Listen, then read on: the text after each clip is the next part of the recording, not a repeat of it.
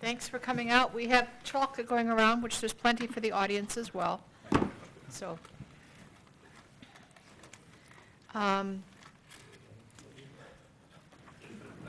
Look at this, my God. I believe in chocolate. So can we have a roll call? Yes. We have received regrets from the following commissioners who are unable to join us this evening: Michael Fern, Stephanie Preston, Luke Liu, Howard Lazarus, and Missy Stoltz. I will now call the roll. Please say here when your name is called. Commissioner Felt? Here. Commissioner Gordon? Here. Commissioner Guru Raja? Here. Commissioner Hull? Here. Commissioner Nahidi? Here. Commissioner Parsons? Here. Commissioner Ackerman? Here. Commissioner Trudeau? Here. Commissioner Dolan? Here. Commissioner Margolis? Commissioner Palumbo? Sergeant Bill Cock? Here. Commissioner Cooper? Here. We have a quorum. Great. I'll take a motion to approve the agenda unless there's any changes or corrections to it. All right. You can hand that off to the audience, yes.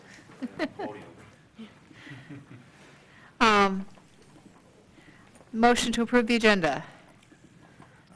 So moved. Commissioner Robert Gordon. Okay, seconded by, Trudeau. okay. All in favor? Aye. Aye. Any opposed? Any abstentions? We have an agenda. And with that, we will have public commentary, and so you have 3 minutes to speak. And you can eat chocolate while you speak if you'd like. Hi, good evening. Happy Valentine's Day. My name is Clark Chernansky, and what I want to address is that I was looking over the transportation update yesterday, and it looked like there was a delay in doing the sidewalk on the west side of Nixon Road, north of Traver. There's about a 500-foot space before the new development, Nixon Farms or whatever they call it nowadays, which means that there'll be hundreds of people moving in probably in the summertime as more and more units get completed, yet they don't have a good way of walking south without crossing Nixon Road mid-block on a hill. And so if the what used to be on the east side before that sidewalk was put in, the east side of Nixon, there'll be people walking in the road and conflicting with bicycles because that's the little striped area for bicycles. And so whatever you could do to try to expedite getting that sidewalk done this year especially, or even if it's temporary, I think would be appreciated. The other thing is that I was looking over the railroad statistics for Ann Arbor, and for the calendar year 2017, ridership in Ann Arbor was up over 20% over the year before. Now, the year before was kind of a slack year because of construction, but still was up over 6% over 2 years before that, which was a better year. So things are really moving along. I think the money put in to improve the trackage between Dearborn and Kalamazoo is paying off. The on-time performance is much better. The speeds are up higher, and I think we're reaping the rewards. Thank you very much. Is there anyone else who'd like to speak? All right, then public commentary is closed. I guess we're ready to approve the minutes from last time. Any additions or corrections to the minutes? Because I know you've all read them carefully. Okay, then a motion to approve. Commissioner Ackerman, seconded by? Trudeau. Okay. All in favor? Aye? Aye. Any opposed? Any abstentions? You're abstaining? Yes. Okay. Great. Then we have minutes. We have old business, which is just an update from the Speed Reduction Committee. Brad's going to take care of that. I'll keep it brief. The Speed Reduction Committee met with staff last Monday and had a long and productive meeting going over some of their detailed notes and suggestions. The committee met again today with Kayla as well for another hour and a half, trying to hammer out some final drafts of our recommendations. So those should be to us at the March meeting. Okay? Yep.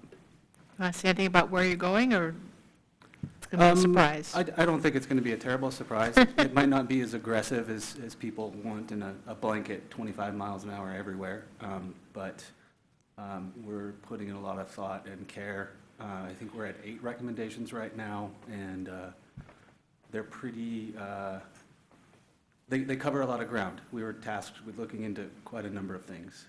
So we do address MDOT controlled roads, traffic calming program, overall speeds, what it means for Vision Zero. Yeah, Great. I hope it's comprehensive and people can dig into it. So look for that in your next packet. I would also like to thank staff who spent a tremendous amount of time clearly in putting together those detailed suggestions and notes for us. Pass that on to them. Thanks, a hardworking committee. So we move into information and discussion on the bicycle parking ordinance. So So- Alexis DeLeo, Ann Arbor City Planner, has agreed to join us and share some information about a couple of topics that the commission has expressed interest in. So that includes the bicycle parking ordinance and then also transit zoning districts. So Alexis will cover a presentation on each of these topics, and there's separate time allocated at the end of each of these presentations for Q&A. So we'll cover bicycle parking ordinance, Q&A about that, transit zoning, and then Q&A, just so you understand you'll have an opportunity to ask questions. Great, Thank you. welcome. Thank you. As Kayla mentioned, I'm Alexis DeLeo, City Planning. The Planning Commission had received a comment in a public hearing about bicycle parking and how it may not be the ideal mix. And they were specifically speaking about downtown parking. The Planning Commission said, well, they discussed it very briefly, but they said, why don't we try to get some feedback from the Transportation Commission? So here we are. Before getting into really the questions, let me give you a little bit of a background.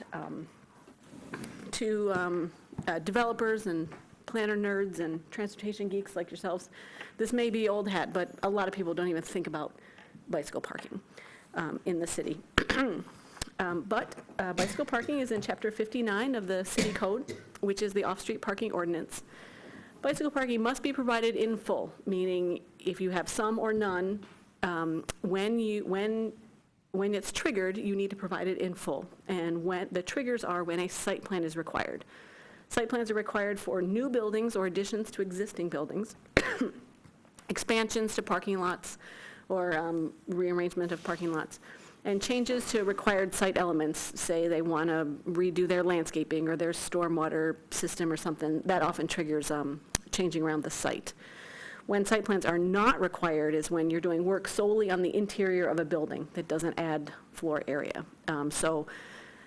Honestly, the majority of building permits are in exemptive site plan requirements. The majority of building permits issued are for remodels and renovating existing spaces so that new tenants can move in. But when a site plan is required, the bicycle parking must be provided. Bicycle parking is divided by land use. So a multifamily home has a specific parking requirement, an office building has a parking requirement, and the various types of commercial land uses are divided out. Off the top of my head, restaurants are one, bowling alleys are another, recreation places like a gym is a third, retail shopping, medical office, general office, etc. Then it's further divided, once you have the required number of spaces, then it is broken down into 3 classes, and a different percentage of each is required depending on the land use. The 3 types are Class A, which is enclosed bicycle storage. This is intended for more long-term or overnight parking. It is meant to secure the bicycle and any accessories that you have. It can be in a bike locker or in a room inside the building with dedicated facilities. In the case of residential, say a townhouse or even a duplex, the personal garage of the dwelling can count for that Class A space. It can be for both the vehicle and the bicycle. Class B parking, the bicycle parking, are covered bicycle racks. That's intended for daily use, say by employees of an office building or employees of a shop. It's dry, it's shaded, and it is secure for the bicycle only. It's not intended for also the accessories, but it's meant for a little bit longer than a quick trip, but it is not overnight indoor secure parking. Class C are fixed bicycle racks. They're really intended for short-term or hourly. They're intended for convenient parking, for a quick trip. Again, they just secure the bicycle, not necessarily the accessories. And they are for perhaps the shoppers or errands or guests of a residential facility. As I mentioned, there are the three components of the bicycle parking. There's the number of spaces, and it's based on per bedroom or per dwelling unit or per square foot. Once you figure out the number of spaces, the code also sets forth what percentage. Maybe 50% have to be Class A and 50% Class C, or 70% Class A and 30% Class B. It also gives the design criteria for the spaces, how large they are. Bicycle parking space actually has to be 2 feet by 6 feet. What's the clearance between each space. Also gives parameters for what the materials are for the Class A or Class B or Class C. Now, as I mentioned, the Planning Commission had a comment that the downtown developments are not providing the ideal mix. So the question to the Commission is, do you agree or perhaps disagree? If you disagree, that is perfectly fine. We get a lot of people who feel that one aspect of code or another is not their preferred ideal. But perhaps you do agree that the downtown developments are not providing the ideal mix. We'd like to hear that feedback so then we can then either address this comment and move forward. You could also feel that maybe the downtown developments are doing okay, but maybe there's some other aspect with our bicycle parking requirements that you'd like to look into more. In order to get at those, whether you agree or disagree, you might want to consider some things. And if we were to look at our bicycle parking ordinance, which components would you like to look at in more detail? Would it be how many overall spaces, the gross number of spaces that are required per land use? Perhaps it could be the mix of spaces. We are requiring too many enclosed spaces for a particular land use and not enough just fixed racks outside. Or would it be all of them, all components across all land uses? And when I say land uses, land uses are generally lumped into residential, office, or mixed use, and non-residential special purpose, such as manufacturing. So there's a lot of land uses that it's a big topic to address. It can be chunked up, just looking at residential, just looking at mixed use. Just looking at residential will generally not focus on the downtown because downtown is considered a mixed use district. Just focusing on mixed use would get at those. What types of things might be helpful to you in evaluating the effectiveness of our current ordinance? We have not been yet collecting much data on this. Think we've been doing bicycle parking for about 20 or 30 years or so. I can verify that, but we have been doing it for a while. We don't have that much data. Almost all of our information is anecdotal evidence. What would help you in making a recommendation? We haven't worked on bicycle parking in quite a while. I think we're all a little bit rusty on best practices. So what might help you formulate a recommendation? And then what resources might be appropriate to dedicate to it? I'm sure there's consultants out there who devote their entire careers to working on bicycle parking. I'm not certain if we're at that level, but there's a plethora of options, and depending on what you may feel about what might be the problem, if any, and what would you like to get at. And so again, we are the Planning Commission asked for your feedback in helping them parse out whether we should be digging into this further or not. All right. So we have time for a discussion. If you have any comments or questions to start with? What did the planning commission, what were their specific concerns? They did not express concerns themselves. They received this comment at a public hearing, and they, paraphrasing, they said, good question. Let's see what others think. And that was about the extent. What was the question? Well, maybe she doesn't want to give it away in case we... Okay, No, that was it. So, people at public hearings, honestly, people at public hearings often make very bold and broad statements, such, I do not like this development. I don't like the direction the city is going. And a person said, I don't think that downtown developments are providing the ideal mix of bicycle parking. Okay, I see your point. And the Planning Commission does listen to all comments, and where they feel that they can make an impact, they will try. And I think this is one aspect where, even though it was a broad comment, they said, well, we can't address perhaps a personal opinion, but that may be a valid comment, that the downtown developments aren't providing the right mix. So they felt at least worthy of a discussion. Yeah. Now, I know that just being, if you're familiar with downtown, you'll walk around, you see a lot of bikes chained up to street trees, parking meters. Some bikes are any road signs. You do see a lot of bikes at bike racks. You see a lot of bike racks and then a bicycle chained up right next to the bike rack, say on a tree. But that was the extent, and they said, this may be something that we can do about. Let's get more opinions before we make a decision whether and what are the scope that we're talking about. You want to go first? Sure. So a couple quick questions that might, I don't know if you know the answers, but this might help Yeah. in terms of this mixed question. For me, what is the vacancy rate of the secured parking? Because that seems like it's a fairly large, substantial effort that someone needs to make, and if they're not being put to use, that would be good to know. And then another question that we don't have to get into now, but I'm curious about the process, if a business wants to add parking beyond the requirements, how does that process work? For me, in terms of a mixed use, I would say that I would like to see more parking that's very easy for people that are going into storefronts in the downtown area. I think some of if you look at Google Maps, I did this real quick, and you can just count how many bicycles are on posts or signs, as you indicated. Sometimes that's due to choice, and there's a bike rack right there. Other times, though, there's not a bike rack near. I'm thinking specifically of Ann Arbor Brewing Company, for instance, which has a lot of bicyclists end up there, but there's really no close parking unless you go across the street and it's hidden in the parking structure.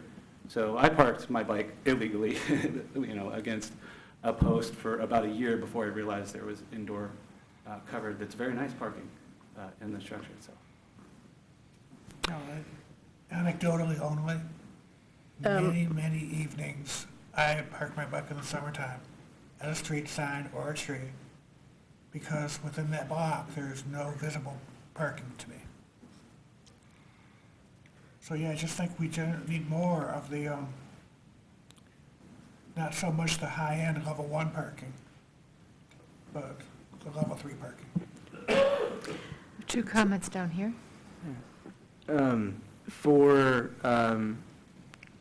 So I guess a couple questions. In the handout that you put in Legistar, I'm seeing you snipped out commercial uses like lodging and recreation.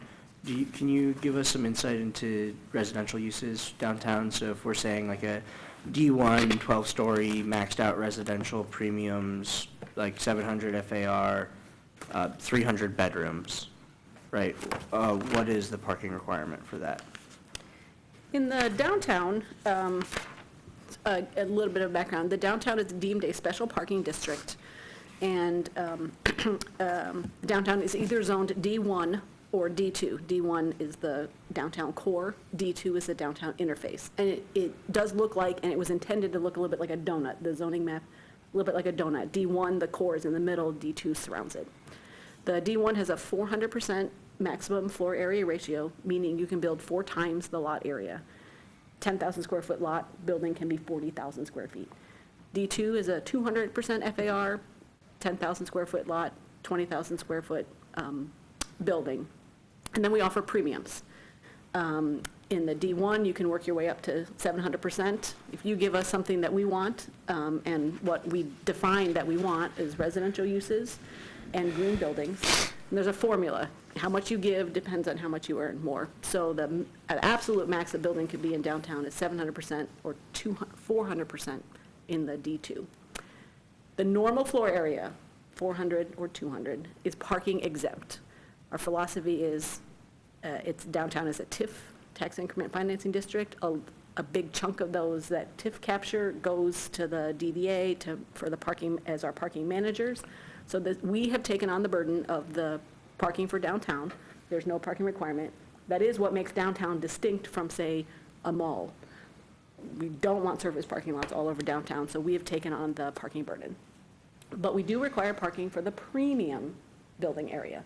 Developers do have to provide their own parking for that premium space. However, there's a little wrinkle, and for all buildings in downtown, which are in the special parking district, bicycle parking is required for the residential uses at the rate of 1 space for every 2,500 square feet of floor area. And that would be within the entire building. Or 1 space for every 10,000 square feet for non-residential uses. So it's a pretty high. It's not a lot of parking. Overall, it's not a lot of parking. Yeah. And does it specify distribution of the different classes? For the residential, it all must be Class A. Okay. For the non-residential, it's all Class C. Okay.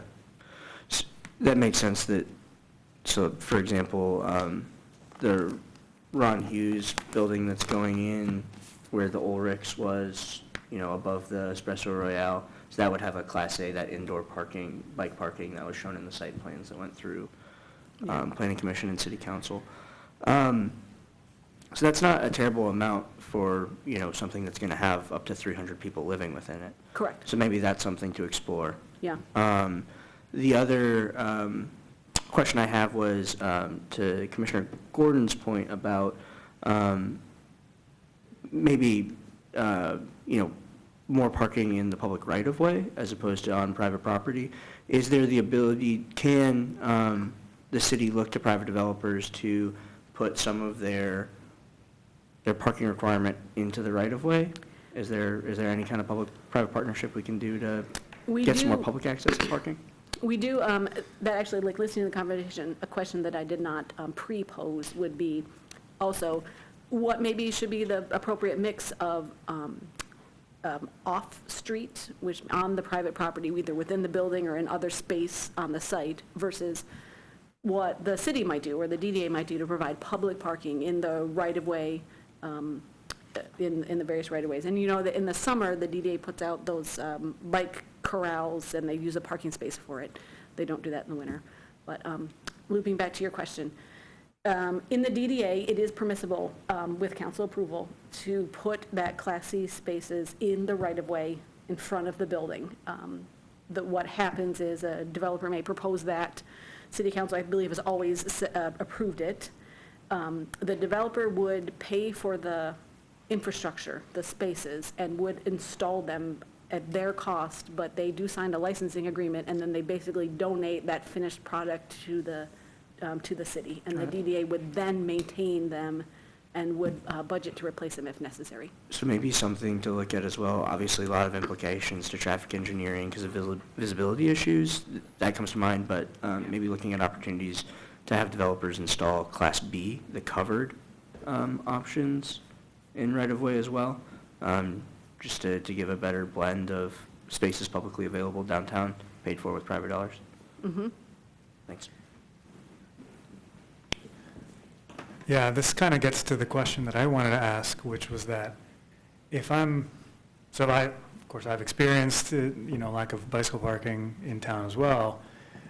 So if I'm parking at a, at a sidewalk bike hoop, is that, what's the likelihood that that was actually built by the city rather than by the developer? The likelihood is it was installed by the city, just because I can probably rattle off the projects that have done them. So in terms of just, more than 50-50 chance. Okay. But it may be location specific. If you are in front of a pretty new development, one of these new residential high-rises, now that has probably been installed by the developer. If you are not directly in front of one of these brand-new high-rises, then probably the likelihood is it was installed by the DDA. Okay. So it seems like there's a shortage now. So if we change the bicycle parking requirement, that won't necessarily mean we'll see a sudden increase in bicycle parking facilities, correct? That is correct.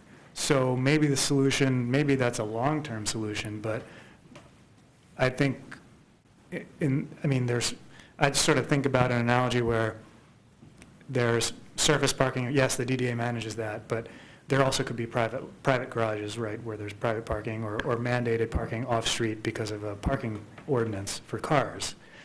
But the city also, or the DDA, there's also street parking that anyone that's in the right-of-way that is managed, I guess, by the city or the DDA, where people use it, the public is free to use it. I don't know why having the DDA or the city build bicycle parking capacity in town is not part of this discussion. Maybe we can make that part of the discussion, especially to fill in any major gap in the short term. The corrals in the winter, in the summer, go away in the winter.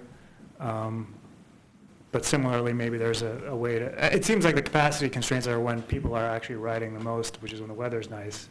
So perhaps there's a way to add capacity to that by, I don't know, using more car parking spots or something. So no, it feels like having the city contribute to increased parking capacity, bicycle parking capacity, is an important part of the solution, especially in the short and medium term. Okay. I have a few comments myself. I think that the invisible parking, which is the inside bike parking that is covered, we don't know who's using them or when or how. It'd be nice to have data on that before making any kind of decisions.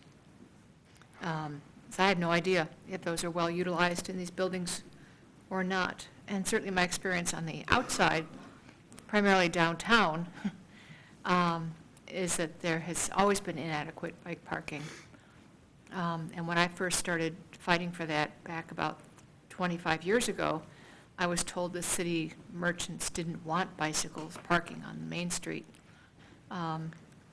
which I never found out if that was really true or not. But I think I did a tour with Reuben Chapman way back then, hasn't been around for a long time. I have heard many, many complaints, particularly when I was on the board of directors of the People's Food Co-op, about the corrals not coming in early enough, not staying long enough, and even then, not having enough. And I think that where the corrals have been popular is a demonstration that we need more bike parking there, and that could be year-round as well. Obviously, it's not going to be utilized as much in the wintertime, but those really are sought-after spots. And so more bike corrals and using them as a test case to see, yes, if you build it, they will come. So let's build more parking where the corrals have been most popular. And I was certainly confused by the one around the corner from Downtown Home and Garden, but then I've seen that is extensively used from people drinking and not driving cars. Yeah. And I think that the difficulty of finding parking places on campus is extreme, and that's a combination of needing more bike parking and probably corral parking up there, even though the spots are very valuable. and also doing more to remove the bicycles, which are mangled and obviously abandoned, which I know is an ongoing issue, but they do take up a lot of parking spaces as well.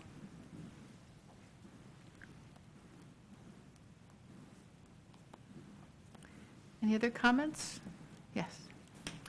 I share the desire for actual data on the use of the Class A spaces that we can't see because we just don't know. And I also think for Class A in particular, it would be worth looking at what the design standards are.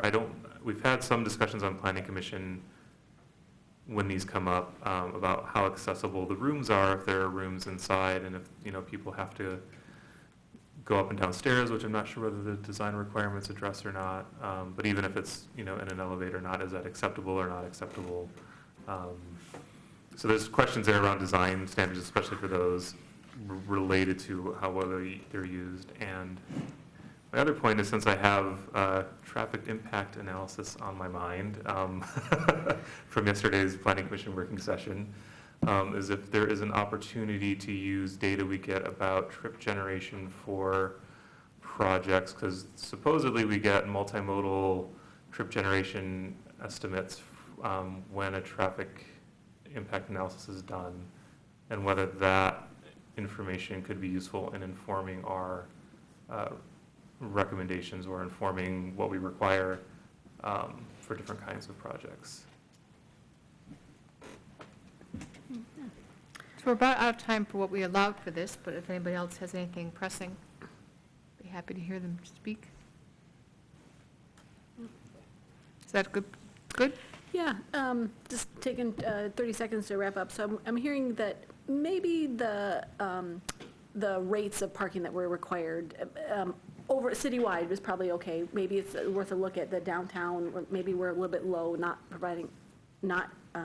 requiring much parking for the downtown building specifically, and that we should probably also open up a discussion about maybe more bike parking in the right-of-way, not so much linked to private development, but just more public bike parking in general.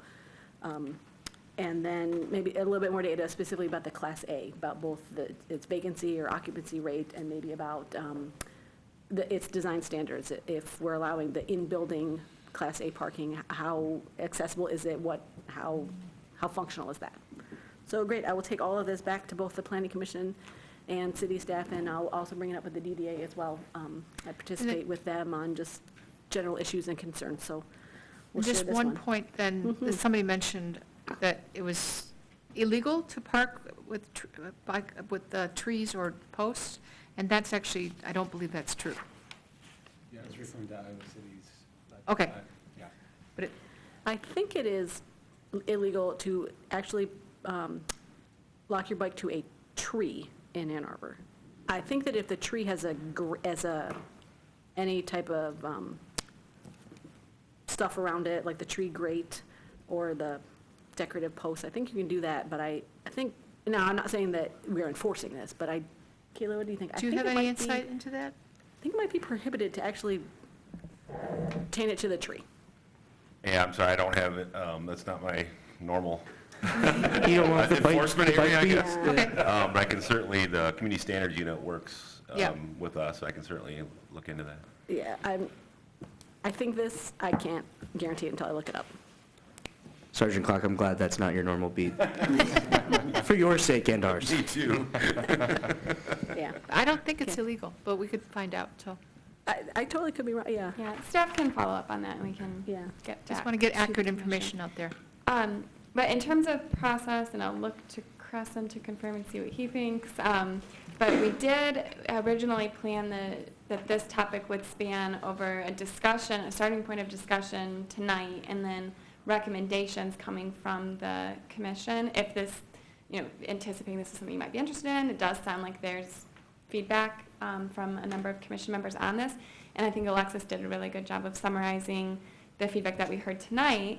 We can certainly provide what we have made note of, but I think that I would imagine in terms of process, the commission may want to take action on that being passed along to city council and the planning commission, or does it not need to? Kristen, do you have any sense of whether it needs to be that formal for the recommendations to get passed along, or would this just be more of a staff report from Alexis back to planning commission? Okay, just making sure. So then we may not need to revisit it at the March meeting, or do you have an interest to continue the discussion?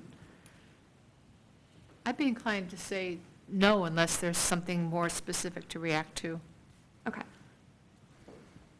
Then, okay, sounds good.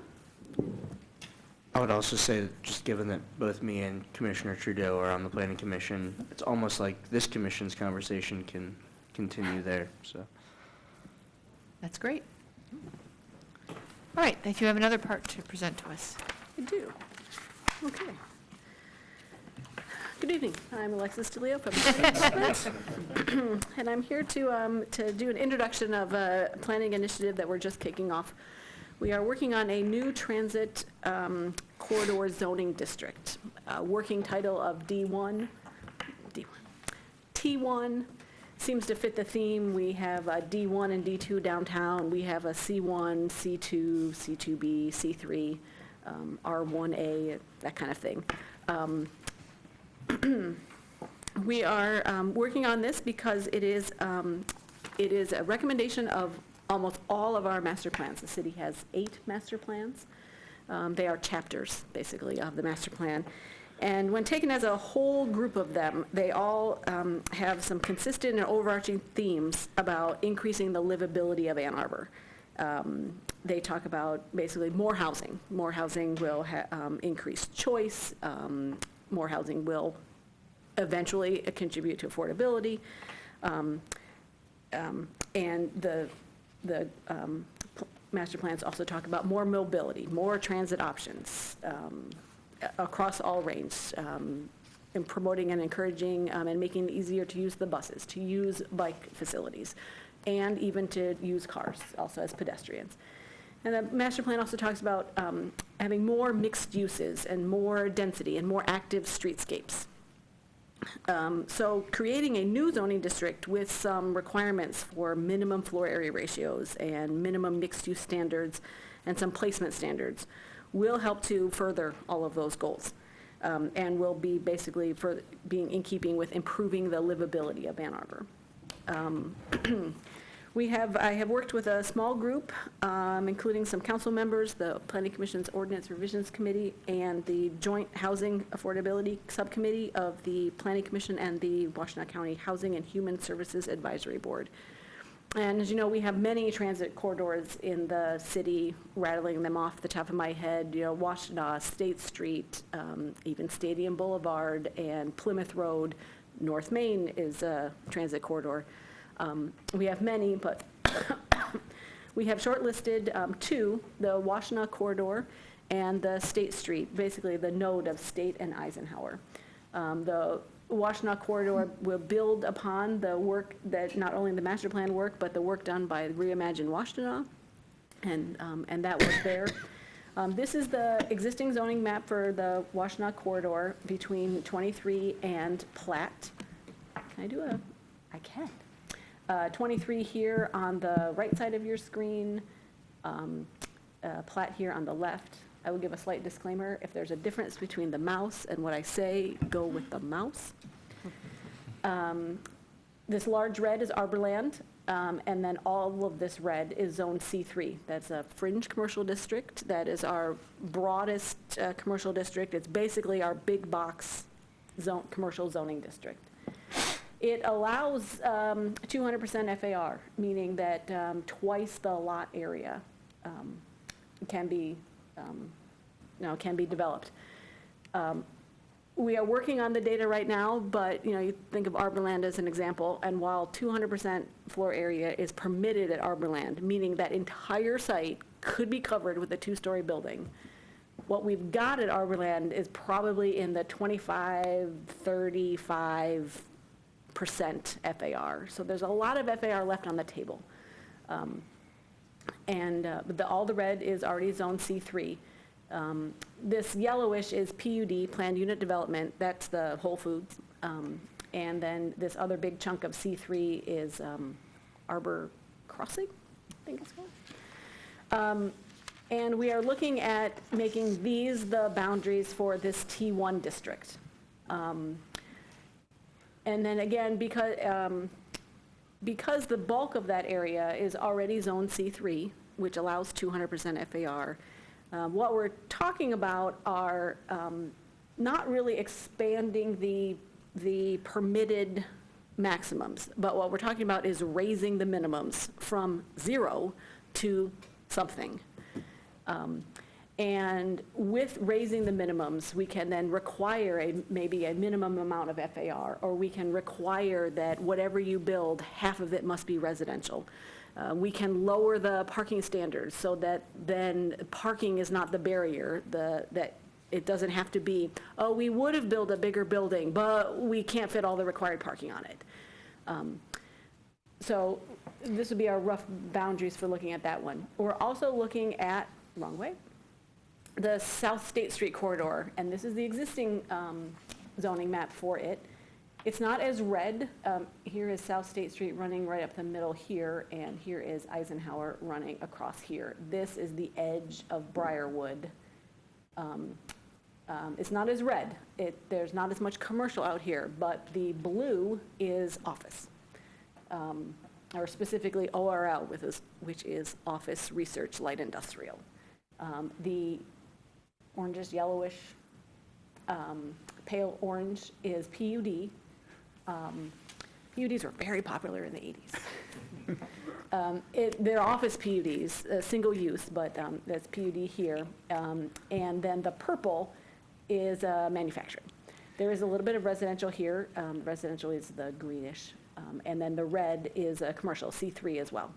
And we're talking about maybe focusing on this area, talking about the commercial PUDs on the west side, north and south of Eisenhower, and then the office districts on the east side. Maybe taking it out to Boardwalk, maybe not. Again, all in what we're considering, but here the goal would be, there's a lot of people who work here, and there is no options whatsoever for them to live near there, and there are very few options for them to get any other type of commercial, lunch, whether it be picking up something from the store. So to make this a much more mixed use district. And again, with the current allowances for what the floor area ratio allows, we're not really looking to raise those maximums, but we are looking to insert and then raise the minimums. So, and then lower some parking standards. So again, that's not a barrier to development. We are basing our T1 district framework on the D2 downtown, 200% FAR, some shallow setbacks, get the new buildings up to the sidewalk, sort of mid-range in height, 2 stories, maybe 8 stories being the maximum. And as far as mixed use, we're looking to add some sort of requirement. Maybe 25% of whatever you build has to be residential, maybe 50%. Not sure how it's going to shake out. It will depend on stakeholder engagement and also on what would be viable. As I mentioned, we're talking about lowering the parking requirements and then even adding some more required elements. If you're lowering parking requirements, may be perfectly fine, but we'll probably want to add things for, you must provide spaces also for car sharing services. Whether it be Zipcar that's parked there on site, or whether it be, you've got to have some much more convenient loading, person loading for, say, Uber or Lyft. But opening up our parking requirements to acknowledge all of the transit options. Also, maybe requiring like plazas and transit access, space for super stops, those kind of things. So, you know, we're trying to take a holistic approach to it, or we will be looking at taking a holistic approach to it, and not just wiping away requirements, but being strategic about what requirements are going to actually get us what we want, and then be most beneficial for the city. Our rough schedule for this is we're going to go out for some stakeholder engagement in March. public outreach in April. We're going to start drafting and then while that is also going on, then start to draft, really firm up those zoning district boundaries and then write some district regulations. We're trying to finalize that stuff in June, go to the Planning Commission for them in, hopefully in July. The Planning Commission will just require one meeting. They'll hold a public hearing and make a recommendation on that. City Council, I've put August and September because it will be a zoning change to the ordinance. It would require 2 readings at City Council, a first reading and then a second reading. It's a pretty ambitious schedule. We've recruited help from the Washtenaw County Office of Community and Economic Development to help with staffing here. The Planning Commission wanted to keep all boards and commissions apprised of our goings-on, our new initiatives. When the schedule and and the website gets up and when the scope of work is really finalized and some drafts are, be happy to invite you to our various events, and also maybe looking for some feedback if we get stuck on an issue that as it relates to where does transit and transportation come into play. Be happy to answer any questions, but I just would say it's a little bit early. We're just kicking this off. Thank you. Any questions or discussion? Yes. Thank you for presenting. This is more of a procedural question, but Sure. If a zoning change occurs like this, there's obviously developments there now. So what triggers the actual change in these policies, like to actually enact the development that's there now and the transition to abiding by a new policy? Yeah, it would actually be very similar to what I mentioned for the bike parking. When a site plan is triggered, that new development needs to comply with current code. Existing developments can remain as is for their lifetime. But when new developments must comply with the current code. And then how fast, a little bit depends on the market. We did the A2D2 rezoning to sort of coalesce and simplify the downtown zoning in 2009. And we didn't see much for maybe 5 years, but I would say maybe starting in 2010 or 12, you've seen how much downtown has changed in a few years. And that maybe was pushed by the zoning, but it was really triggered by the market. But doing these zoning changes, the trigger mechanism will be when a site plan is applied for. How fast these sites turn over is a market thing. Okay, but similar triggers to the bicycle Yes. parking. Yeah, but whatever you have to site plan it has to meet current code at the time that you apply. Thanks. Other comments or discussion? Yes. A question with some background lead in, I suppose. I live very close to the Washtenaw area corridor and spent 18 months with a 5-year-old car-free. And I would submit potentially that you already have quite a bit of mixed use within a 0.5-mile radius around all of those businesses. It's just not very fun to walk or bike there right now. So I guess my question would be, is this really a zoning issue potentially, or could something be done sooner, and who might take charge on that? This would be one of the few ways to get the private sector to get the private sector to force them. They follow zoning. They do what the zoning allows. So this would be something that would get the private sector to be more in line with what our master plans say. To get more immediate change in the, but it would be on the public sector, I would say, for changes in the right-of-way. But often it's a chicken and an egg. Sometimes when private development gets hot and really starts redeveloping an area, that spurs public investment, and then sometimes public investment spurs private development. But I think that is also a very good question, and we would have to look into that. We would want both to work together. Could I take a stab at answering that as well? So I think You it's could have done important it to before first I start with, bumbled along. what's that? You could have answered before I bumbled along. You did great. Yeah. I think it's important to start with what the value of this is and what's absent in the community. And I think that's more than one neighborhood where you can live and work in a walkable, safe environment. And that one neighborhood is downtown. You have places like Knights Market, you have places like Jefferson Market, you have places like Morgan and York, but they're standalones. They're not districts in which you can live and work and shop and walk and bike all in one. And I think the goal of this is to find areas in which we can start to make that transition happen. And part of that is by affecting what's built there, land use, and that's where zoning comes into play. I think there's absolutely responsibility for us to fix Washtenaw, and that's a big goal of Reimagine Washtenaw.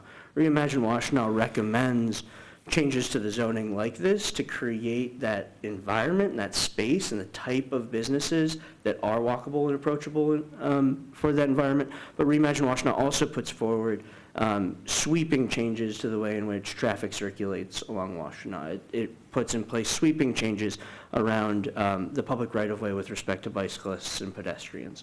But, you know, part of that has been slowly getting access to that right-of-way over time through agreements with private property owners, giving private property owners the ability to build to the streetscape, and well, maybe forcing them to build to the streetscape. You start to, it's very often that when a petition comes in front of us and there's a sidewalk gap in front of the property, they fill it as part of the site plan because it makes the whole process a lot easier. That happened on Washtenaw, the Midas that's going to be going in, that's filling a sidewalk gap of like somewhere between 30 and 60 feet. So you have to have the pair of the two, right? You have to push the private market and the neighbors, the business owners there to build a better environment while you're also investing publicly. And, you know, you can't just create a boulevard out of Washtenaw and put in bike lanes and sidewalks, and then people will enjoy going there. Some of it also has to be, you know, we no longer have single-story commercial strip malls because people don't walk across the entire, you know, parking lot to get there. It has to be a combination of the two. I invite you, Zach, to take a walking or biking tour with me right now in my neighborhood. I think that there really are businesses. We live there a year and a half car-free with a 5-year-old. There's people there right now who would like to have that environment, not decades down the line. And I don't think it takes massive changes to at least make these. Barnes & Noble is a trek right now with a 6-year-old. And it doesn't need to be. So I'd like to keep both on the table, I guess, is what I would suggest. Yeah, I guess my, fair. I don't think, I would hope that nothing I said, you know, excludes the possibility of pushing public investment faster. I'm just saying I think the two need to be done in parallel. There is something more inviting and walkable about, you know, an active urban streetscape. I'll just say that I love the vision of the Washtenaw corridor. Yeah. I love that study. I would love that to go in. In the meantime, there are significant sidewalk gaps along that corridor that also need to be addressed, you know, now. So, yeah. Okay. Agreed. And I'd just say that we're able to do that faster when private dollars come into the equation. We have a budget for filling sidewalk gaps. It's probably not where it needs to be. It's getting bigger, or at least it's getting bigger in this last 2-year budget cycle. But when you can infuse public or private dollars into that and then build it into construction that's already happening, ideally this spurs that on. Again, it's not immediate, and Washtenaw needs attention. Without a doubt, but if you can plan for that public investment and that private investment at once. So with about 5 minutes left, I want to Yeah, give more people a course, chance thanks. to talk. Yeah.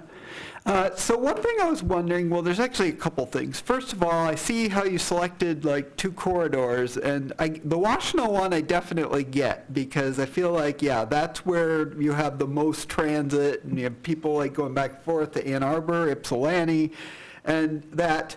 However, I'm wondering kind of like, yeah, I'm just, the State Street one, it seems like it's quite a small area compared to Washtenaw, and it's not like, and I don't know that that is as big of a transit corridor as Washtenaw, and I've almost wondered whether, why not consider like Plymouth or just the Plymouth Green, maybe not, like up near North Campus in general, and those kinds of areas, because I feel like, now, Central Campus, it's like near downtown, and there's lots of dense development over there. But North Campus, it's not very dense, but yet you have a lot of people who work and go to classes in that area. And I'm wondering why that didn't get more consideration here. And also, I'm wondering why, like, I noticed uniformly the residential areas are excluded from these zoning districts. And I know, obviously, that it's like you might want that to be residential, but I'm wondering, because sometimes this residential ends up being not very dense, and it's near transit area. And I feel like, yeah, just what you might want to do for that, and I'm wondering what you might have looked at. And I should say that we've done this, we will be doing this with an eye towards replicability, that these are sort of our test cases, and when this is done, this may end up being, Washtenaw may end up being T1, and state may end up being T2. We may have to have different zoning regulations for these depending on their specific characteristics. So we would like then to just broaden this, to make all of our transit corridors true mixed-use corridors. We kicked around other corridors, including Plymouth. We landed on just Washtenaw and State Street, we didn't want to bite off more than we can chew at any one time. We're considering this phase 1. State Street was picked over Plymouth at this time because it is, honestly, it is fewer parcels. There are less property owners to work with, and the property owners that are there have expressed interest in using sort of TOD-style zoning to get more development in front of the existing office buildings, to get those mixed uses, maybe townhouses lining some of their site, building on top of their parking lots maybe. So with a combination of a lot of potential and possibly some willing landowners, we thought this is a better one to start with. But it's part of our development, I think we'll be confirming our choices and maybe even looking towards an eye, well, what's third? And Plymouth could certainly be that. For a long time, also the Washtenaw corridor, West Stadium was in the running, but I don't see that as being a transit-heavy corridor. It really isn't. It's one of those, I mean, it's like they've got service like, it's just not as frequent, anywhere near as frequent as either of the two. True. Okay. I have a quick comment, which is just that I'm fascinated by the up-and-coming issues of curb access. And I think that that's a really exciting part to build into it, to look at all these people being dropped off, picked up, buses and all that kind of stuff. And certainly it's already been an issue on Washtenaw, big time. And so planning ahead for the next 5, 10, 15 years when we have autonomous cars and all those kinds of things, I think that's a really exciting part of what this could include. Good, thank you. Down. Given that this is called a transit zoning district, right? Only for now. Yeah, okay. We've talked a lot about parcel size and parking minimums. I just wanted to know, certainly having a denser environment along a main vein into the heart of town is good for transit. We have transit running down most of our main corridors. I'm just wondering, how are you planning, in part of our outreach strategy, how are you reaching out to both transit riders and the transit agency? Reaching out to the transit agency is much easier. We do have working relationships with the folks at the ride. We are literally working right now on our stakeholder and engagement strategies about how to reach those, what's the best avenue to reach those riders. Getting a broad select cross-section for engagement is always a challenge, and but that is actually what we are working on right now, is our strategy development. I welcome ideas. So if we could just take 1 or 2 more minutes, Scott?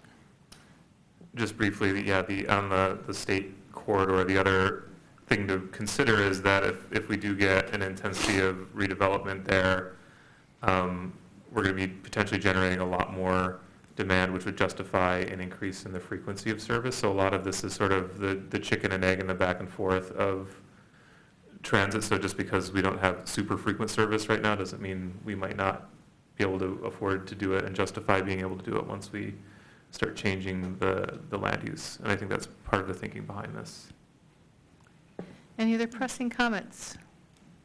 Yeah, I guess the one thing is, I keep looking at the State Street corridor. I mean, the one thing I find is strange is just, like, most of the transit service that's more frequent is on Eisenhower, that, like, there's some that pulls into Wolverine Tower, but, it's like, there's that, and then, which is just an odd little shuttle to the campus, and then there's some on Eisenhower, and that this doesn't extend very far down Eisenhower at all in either direction. And I will take that back to our group, that maybe it should be flipped 90 degrees, and that it should be more of a Eisenhower. Well, I mean, I guess there is the Wolverine Tower one, but I don't know, it seems like it could be a state Eisenhower thing, because, I mean, I know how the routes are arranged, that, like, you'll have that Wolverine Tower one on State, but the other one comes down Industrial, and then you go down Eisenhower, or you come down Main and go down Eisenhower, and... Okay. Thanks. Thanks, we will look at that. We look forward to being informed as you go through the process. Thank you. Thank you for Thanks. addressing this. All right. We can pass around the chocolate if we need to and we have a presentation from SEMCOG. Hello.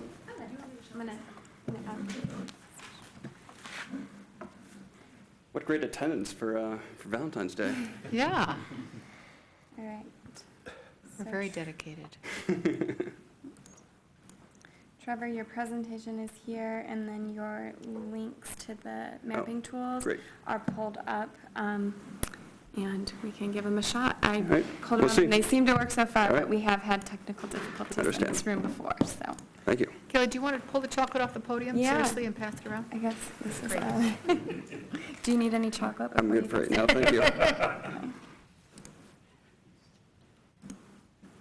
And All then you right. can use the arrows. Thank you. Thank you for joining us.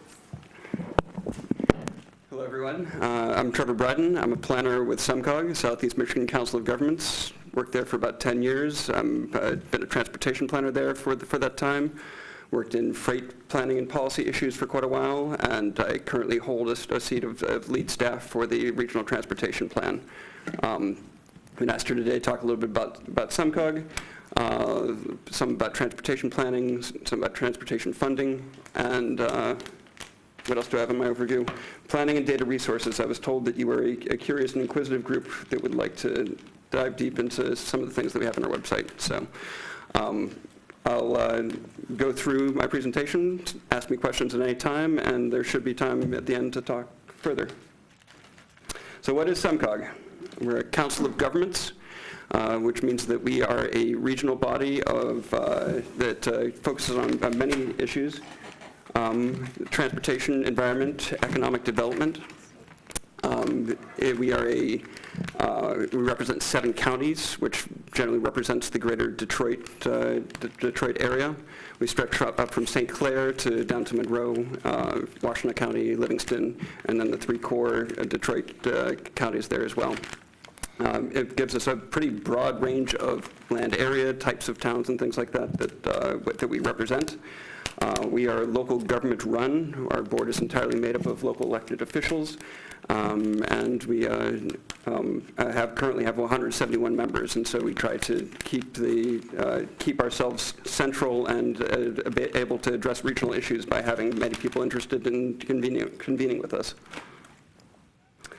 The other side of SEMCOG is we are a metropolitan planning organization, which is a federal title that's been given to us as a regional body to make a regional transportation plan through which that we can express some priorities for our region, make them sync up with federal priorities, and together be able to spend federal and state money together on our transportation systems. The responsibilities that come with it being a metropolitan planning organization include a regional transportation plan. It goes out 25 to 30 years. A transportation improvement program, which I'll get to in a little bit. Our area has some air quality issues, so we are needing to have air quality conformity processes for several pollutants. We have a population and economic forecast that comes as part of the planning. We need to maintain models to try to estimate and forecast how many people will be in our region and where they might live and what they might be doing. And all of that goes into why people would travel. We also have a partner organization, the Washington Area Transportation Study. I'm sure that many of you are familiar with them.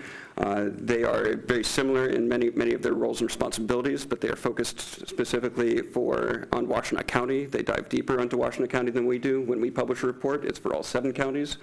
When Washtenaw County, or when Watts does it, they are very, very focused on Washtenaw County. They also serve as a federal aid committee, which is a SEMCOG creation that helps us connect our projects that go into our plans and programs with local concerns. And so each of the counties has a federal aid committee, plus the city of Detroit. And Watts serves as the Washtenaw County one. They generally have more meetings, more committees, more staff than our average county with this. They treat it much more like a study. That's part of their name. I'll move on from here because you're probably very familiar with them. Ann Arbor and Southeast Michigan. Just some quick demographics. These are all coming from our community profiles, which you can find on our website. You can toggle between any one of our community cities, villages, counties, and compare things across. The population of Ann Arbor, of course, is about 122,000. Within the region, it's 4.7 million. Ann Arbor has a daytime population of 177 compared to 5.1 million in the region. I'll pull out the daytime population just because Ann Arbor is one of the few places in our region down to the bottom that acts as a central drawing place. Southeast Michigan in general has many centers that crisscross all over the place, and has Detroit's downtown has become recently more of a central center, but for many decades it operated as much more of a suburban multiple center type region. Formal education, Ann Arbor is a little weird with 71%. That's good for us. But I say us. I live in Ann Arbor too. This is a local trip for me. Versus 28% in Detroit, or in the Detroit region in general, Southeast Michigan, 121,000 jobs versus 2.5 million. So it's both a central place, but it also is a small part of the region in general. Quite influential, but it's a satellite to the broader metropolitan core. To give you a sense of scale for transportation, there's 339 miles of road in Ann Arbor, the city of, and 25,000 in the region in general. We've got a lot of roads, a lot more roads than what we can pave right now, and the conditions of the road system show it. Transportation to work, also a little weird here. We drive alone much less than the region in general, much higher transit use, much higher walking. And as far as safety goes, Ann Arbor has between 3 and 7. These are the most recent years, but if you stretch it out like the last 5, about 3 to 7 people die in Ann Arbor versus 400 in Southeast Michigan in general, and serious injuries are 28 versus over 1,600 in the region in general. Just the transportation setting connection to the region. This is another thing that makes Ann Arbor a little exceptional. 2 freeways that connect it to Detroit. Most of the time, places get 1 freeway if they connect anywhere. It also has a north-south freeway for US 23. There's a rail line that goes through, providing passenger service between Chicago and Detroit. It also has a major metro airport that is relatively close, and intercity bus service. And what I have shaded on the map there are the urban boundaries. It doesn't take much to have an urban boundary to qualify for an urban boundary. Some very low-density places are still wrapped into the urban boundary. But it kind of shows how things are situated as far as development throughout the region. Port Huron up in the top, and St. Clair is very, very rural and has some towns along the coast. Similarly, Monroe in the south, also just some small towns, very rural. And then Ann Arbor, Washtenaw County's development is all pushed in towards Ann Arbor. And then Livingston as well. And Livingston, the Brighton area is differently colored. It's a different urban area than Ann Arbor, but I think this group is aware that there's a whole lot of bedroom community commuters that come down here and use 23 to do it. And so you've got that barbell effect of that pinch point through US 23.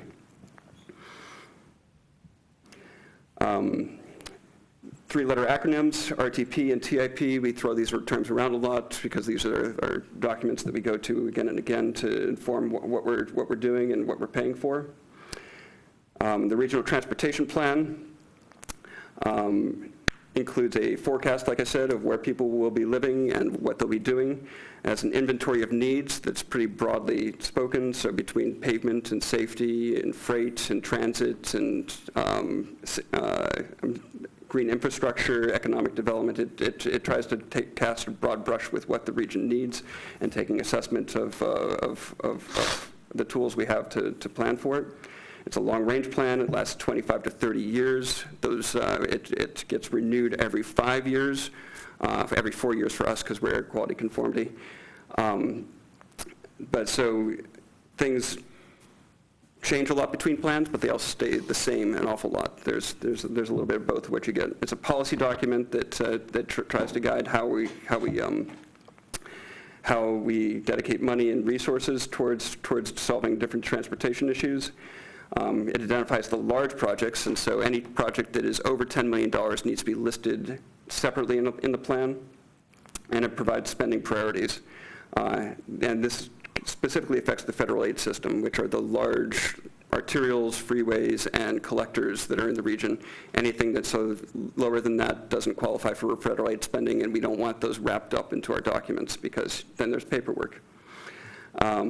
And recently, the federal government has been, and the transportation profession in general, has been very keen on performance measures.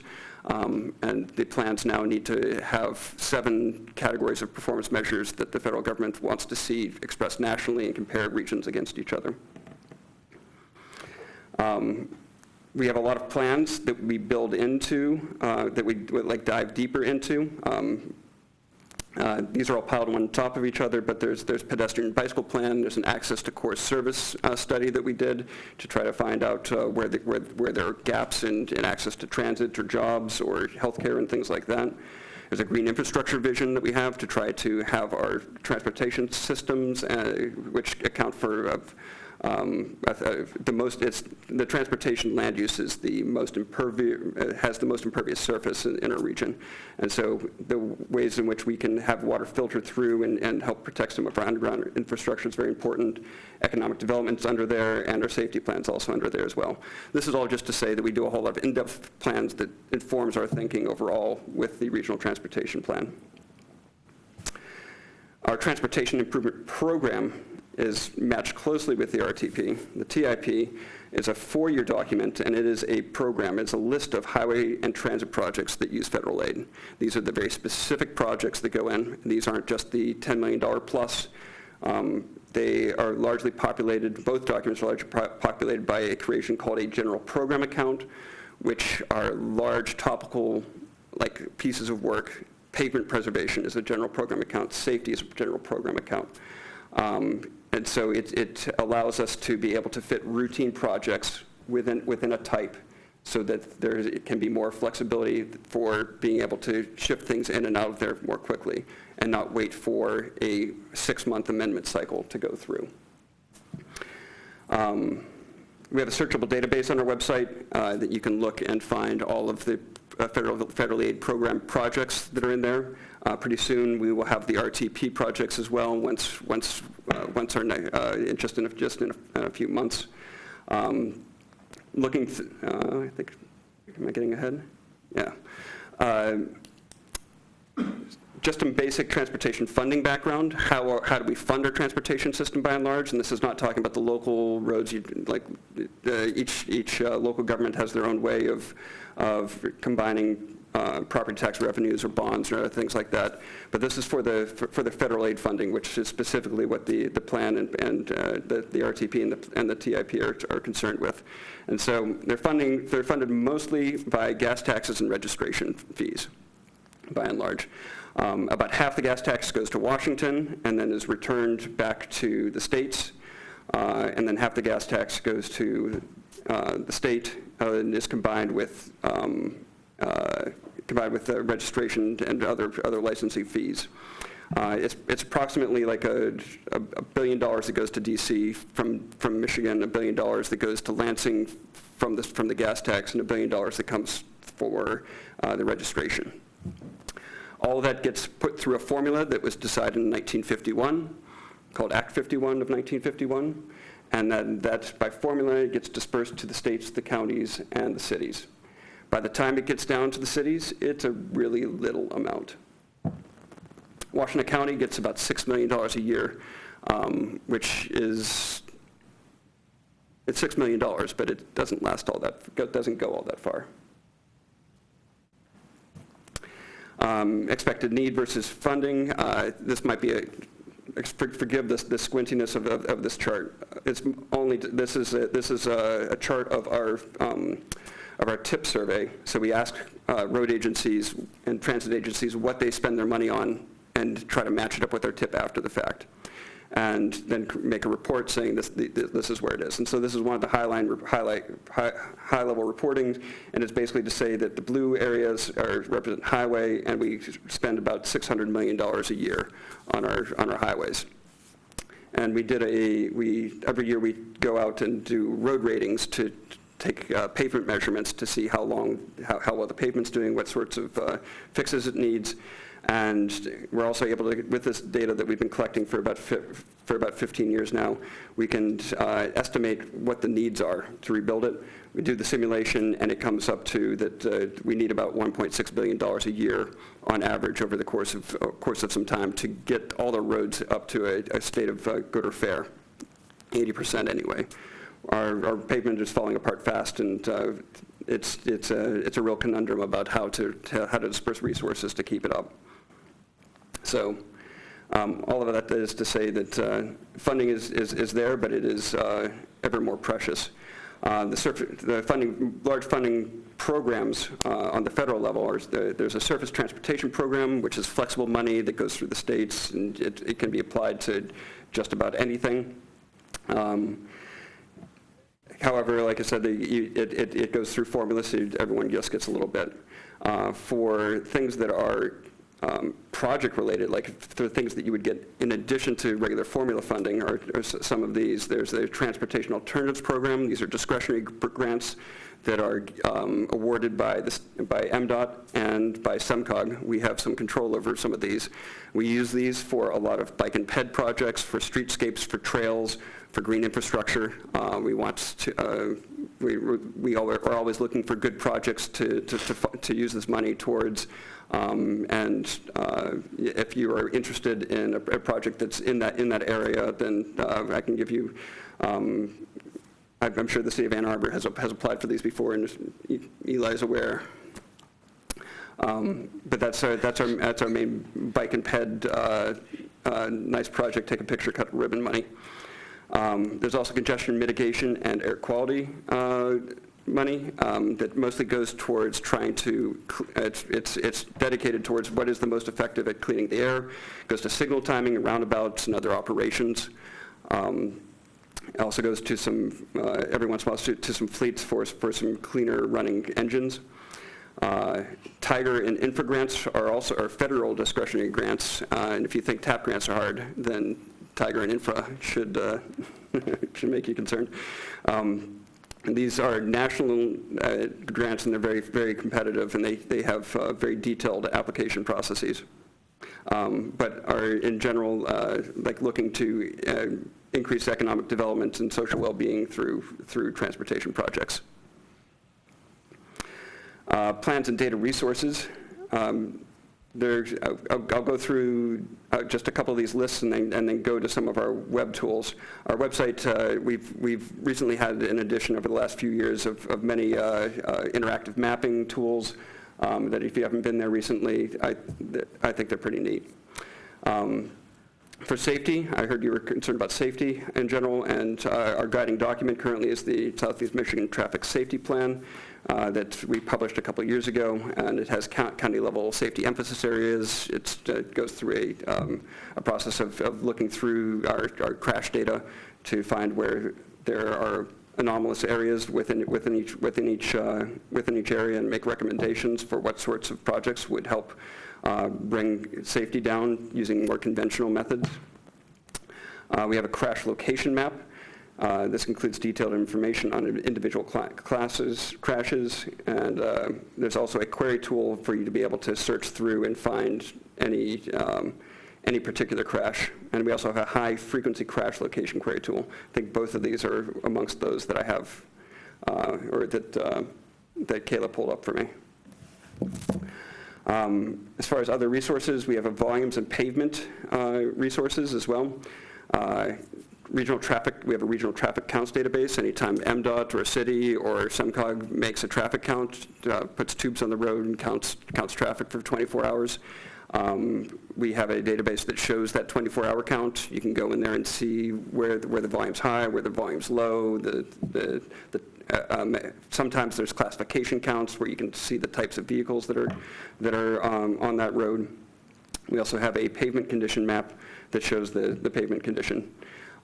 And just noting that the red on the map are the poor roads, and those are much more expensive to repair than those that are still earlier in their life. Our resources for our forecast and public outreach for our 2045 RTP are up on our website. There's a regional development forecast and forecast explorer map. This one still has draft over it. We're going to be taking the draft off soon, but if you follow the link here, you'll be able to see it. It's probably one of our more detailed maps. You're just seeing households now and forecasted. And then also our public outreach report. For our 2045 RTP last fall, we had an opinion survey and an interactive web tool, public meetings and public comments that were all reported out through this. And there's some Washtenaw County specific crosstabs in there as well. My contact information is on there, and all right. Just looking at, just want to show real quick some of our interactive maps. This is the high priority safety locations where you can see either total crashes, lane departure crashes, pedestrian crashes. You have to zoom in, way in, I bet, and wait for a bit. I will try to be less demanding on it. And bike crashes. Helps map and visualize the things that are a little hidden when I pull up the full traffic map, or full crash map. Each one of these is either a segment or intersection where the crash is recorded, and any one of these you can pull up more context information to look at that individual crash or that individual site, and then there's a peer rank at the bottom. All of these are compared against peer roads, and so freeways aren't compared against lanes. So let's see. There they are.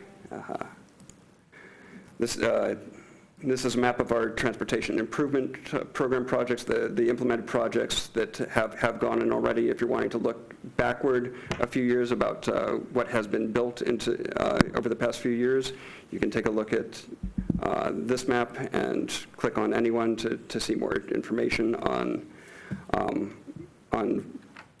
what the project was.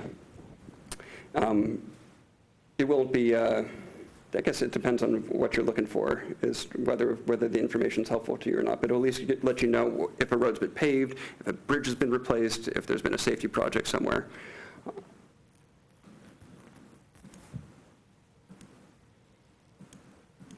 I think finally, there you go, all right. The last one is just our crash location, and these are all the crashes in our region for probably the last 5 years. And you can query out the severity of the crash, the location, the time of day, and so you can do many of the things that our query tool does. And then even as you're diving down further,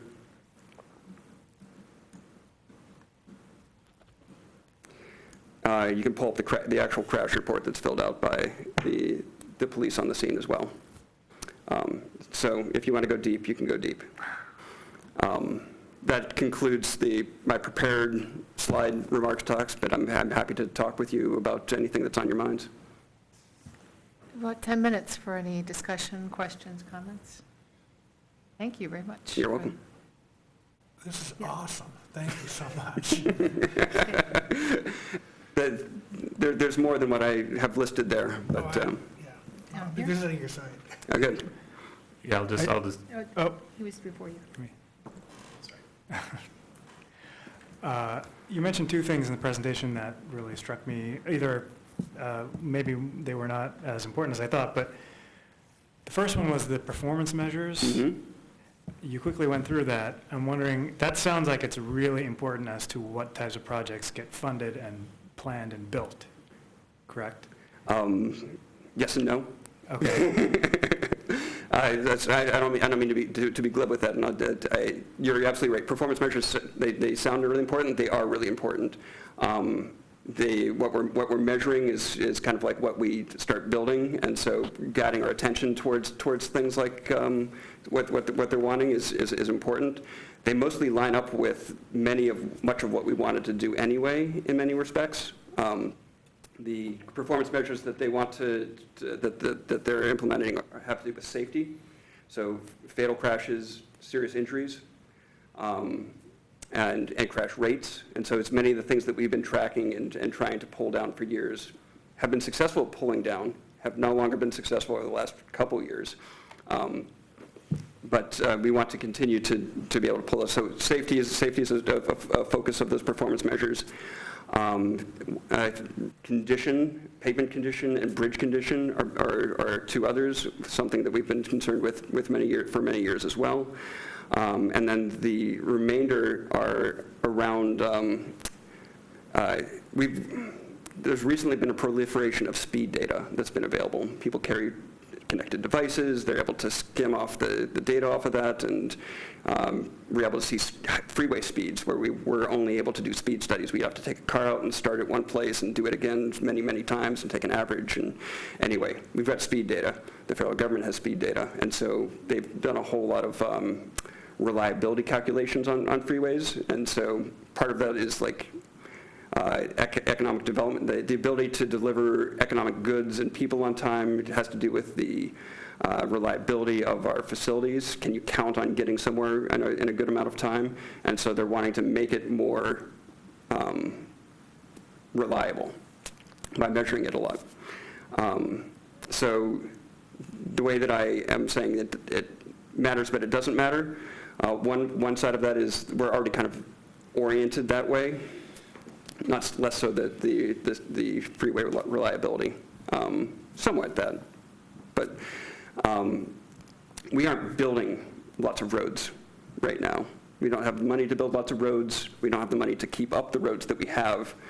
And so measuring reliability a whole lot without the onset of new technology that will potentially increase capacity through operations, we aren't going to have more reliable roads just by measuring them. It'll take a level of investment that's going to be much higher, but we will need to track it. We will need to say what we're doing to help it. And we will need to balance our priorities across safety and pavement and transit, like across all these areas. And so once you balance all of that out, there's a whole lot of room to just to have your own individual expression, and then it'll be measured by people across the nation. That's a long-winded, somewhat editorialized answer. Have I answered your question? Maybe. It sounds like, and I might be inferring the wrong point, but the way to ensure reliability over the past few decades was just to increase capacity. Yes. Was that successful? I'm not sure, but go ahead. Yeah, but increasing capacity leads me to the second point I was trying to bring up, which is that bar chart you showed. Okay. Which is that we don't have revenues coming in anywhere close to what is needed to maintain the capacity we built, maybe in large part to meet this reliability concern, right? So it seems like a real conundrum to me, and maybe, I don't know how much we can have an influence over this discussion. It would be great if we could in some way, but I'm not really that concerned if, if someone from very far away has to wait an extra couple of minutes to get to work in the urban center. Like at some point there's like a values decision that someone makes that says that that's an important thing to measure and improve over time. And I'm trying to think about how we can do that. But the problem is it seems like there's a lot of funding streams that depend on some other policy framework. I see what you're saying. And Yeah. I think the point that I was more trying to emphasize is the era of building out roads the way that we did in the 20th century is kind of over. So that, I'm sorry. If we're going to make headway on reliability, it will be through the use of technology and vehicles communicating with each other, driving closer together on the freeways and other roads so that you don't have a ton of buffer space that's needed for safety. Having transit options, like it doesn't need to be just road expansion. Well, maybe reducing the need to drive in the first place is And one potentially way. I don't know. reducing the need, well, if we have fewer jobs, there'll be fewer needs to drive. Well, in the not first place. necessarily. But then, okay, so. So if you want to develop that as a future agenda item potentially, I Yeah. think that has potential.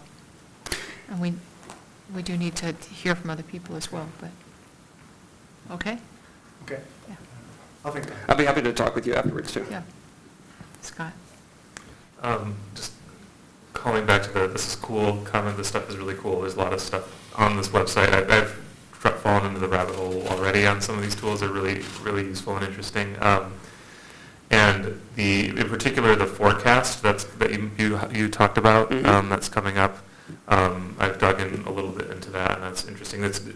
I was able to attend a meeting that got into the background of how that's derived, and there's a whole other conversation we could have about that I think is on its bounds for this meeting. But looking at population projections and job growth and all of that we're anticipating seeing, and knowing that we're in a city that we already have 80,000 people coming in every day, and that number's not going down. Traffic's getting worse. And so we're in a really key role just to figure out how to help the city figure out how to manage that. We're not going to be making the roads bigger. So what are we going to do about it? So anyway, I just wanted to highlight that, and digging in on this data to really look at what these projections are showing can really start thinking about that when you think about these transit zonings where we're looking about adding a lot more housing where we don't have it now. Like, if we don't do that, what will happen? So anyway, I found it really interesting to look at that in the context of how we're planning going forward. So anyway, just check it out. Thank you.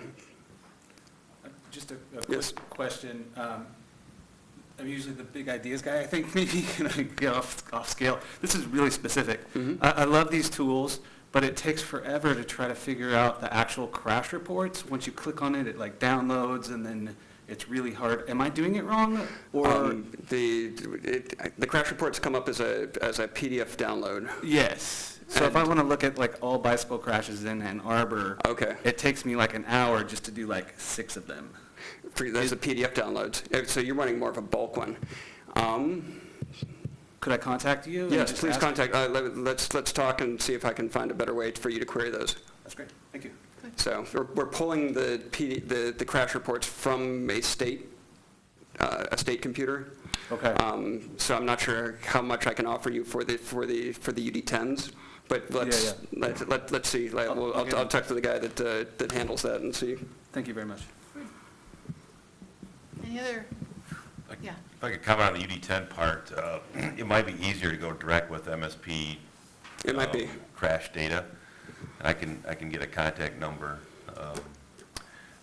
for the state police UD10 people that they could probably pull that up simpler if you didn't want to look at the actual report itself, but just the data from it.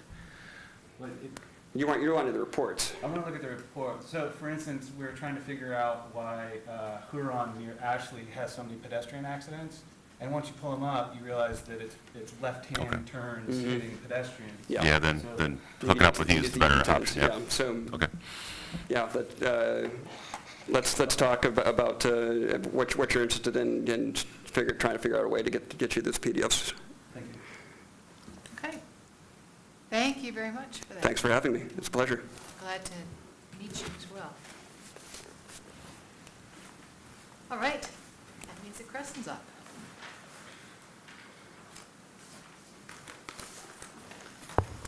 Good evening, everyone. Happy Thanksgiving. Wow, where's my head? Time warp? I don't know if I'm ahead or behind, but happy Valentine's Day. For my highlights tonight in the project update report, I'm going to direct everyone's attention to page 2. You had quite a discussion last meeting on RFB, so just wanted to add some narrative to what's in the written report. First, specifically, we had some discussion and some information that we were lacking in terms of the installation at Packard and Easy Street, where that was at, was it completed, is it going to be completed, and with what. So the update on that verbally is that is still in progress. It was started. The real detail is because we were underway, had the RFB device on order before the prohibition came down, we are allowed to continue with that installation. The type of design and what's needed there is requires more structural steel, almost more like a traffic signal, much more substantial than just the vertical pole. So that's what's delaying the progress of that. But it is going to continue. It's moving forward to go in installed as designed and contemplated. Then to move forward, going forward, we still have the issue of the patented device and that situation. Our staff has moved forward to try to figure out what is an alternative, what can we do either long-term or at least in the interim if we're able to come back to the RFBs specifically. But I wanted to point out, and for those at home that may not have noticed it, if they pulled it down, in the report itself in this paragraph section is a hyperlink to a webpage that has the type of device that we are now looking at using as the replacement. So the 3 key factors, which I'll probably look to Eli maybe to help me because Cynthia told me this morning and I've forgotten 2 of them, but pedestrian activated, so it's the pedestrian that will actually use it when they're there waiting to go, that it does have the lights, the illumination, and that it will have the flashing, I believe are the 3 key components and what we're really driving at with these devices and getting at the safety that they provide. So we've found some alternatives, and so that's for your attention to look at that if you're interested in what those look like and some details on that.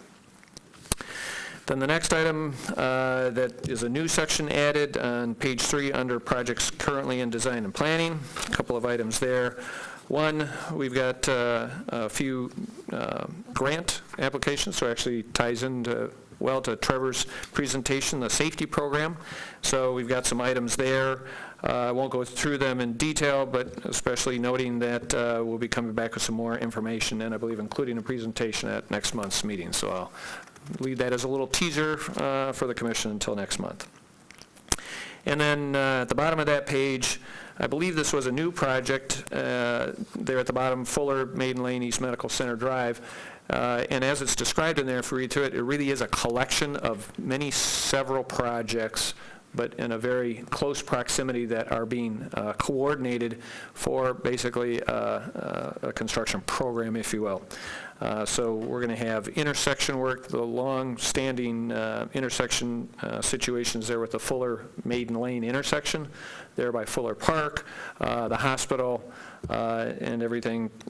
So dealing with that intersection, the bridges coming in on basically all those approaches need some work, and also non-motorized connection that most folks may not know, but the bridges that are already there were actually constructed with basically pathways under the bridge itself, but the connecting paths to interconnect them as a system remains to be done. And so that's another component needs to be done. So a lot of work, very expensive, lots of grants, the types of things Trevor was talking about, federal dollars, state dollars, local dollars. So much more to come on that, but that's getting on the radar. So I wanted to call that to the commission's attention.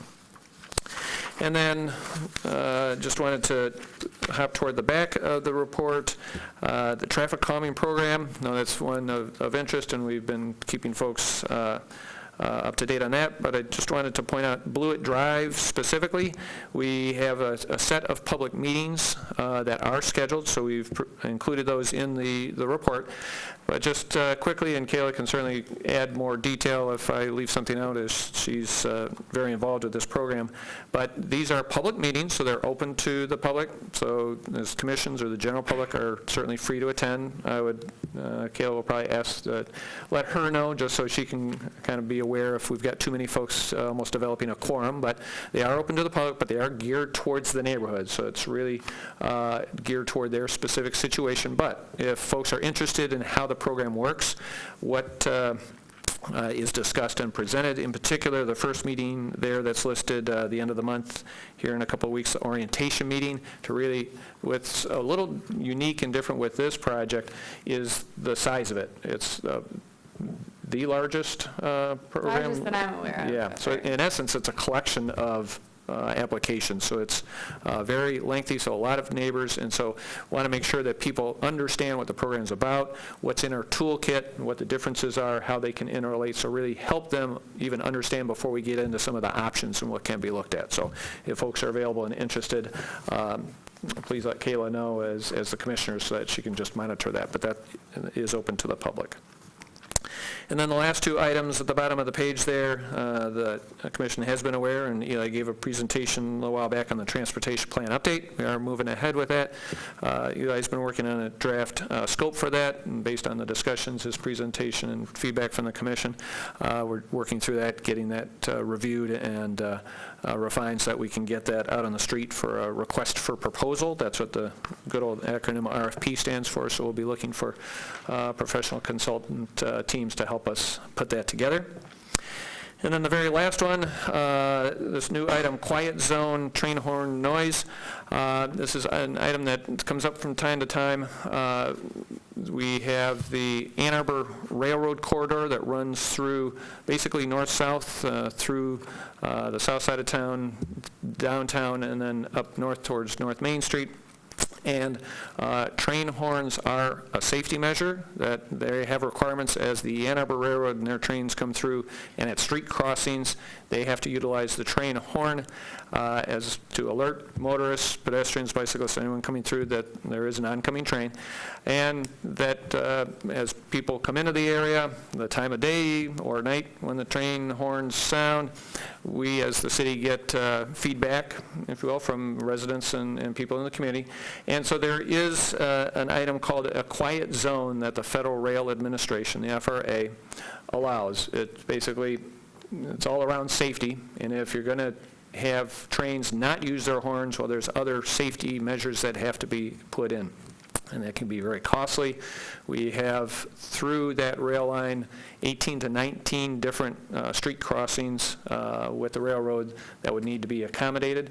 And so we've had a number of these requests that we've been directed by Administrator Lazarus, that let's at least look at what's the feasibility, what would it take, what's the scale that we're looking at. And so we have gone out as staff to solicit some quotes from consultants. At this point, it's a low level in terms of investment.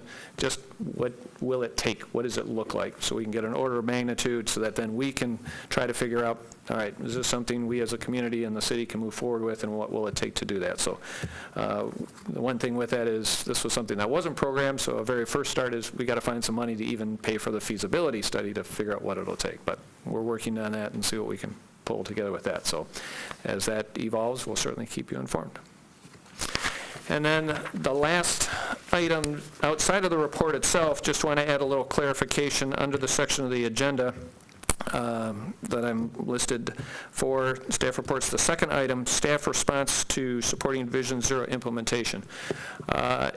We have staff that have been gathering information in response to City Council, a couple of resolutions back in November, where Council laid out multiple items around transportation, traffic, pedestrian, bicycle safety that they've asked for regular and specific reporting back to the City Council of these items.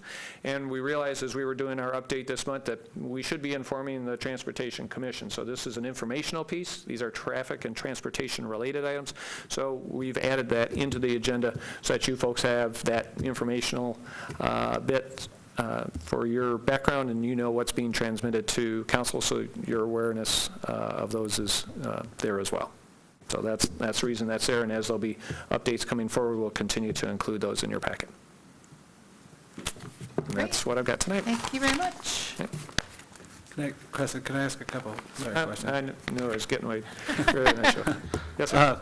One on each of the topics. One is, I was wondering if it was a typo by any chance that I believe the RFB usage was something like only 20% of students actually used the crosswalk in the AM hours? For the information at Huron, yeah. Is that correct? That's my understanding. So 80% of students are not using the crosswalk in the morning, but in the afternoon, most of them are. Yes. Do we know why, or how, or where they're crossing? Or, like, that just seems crazy. Not sure if, no, actually, yes. Mr. Margolis. Yeah, I can speak to that.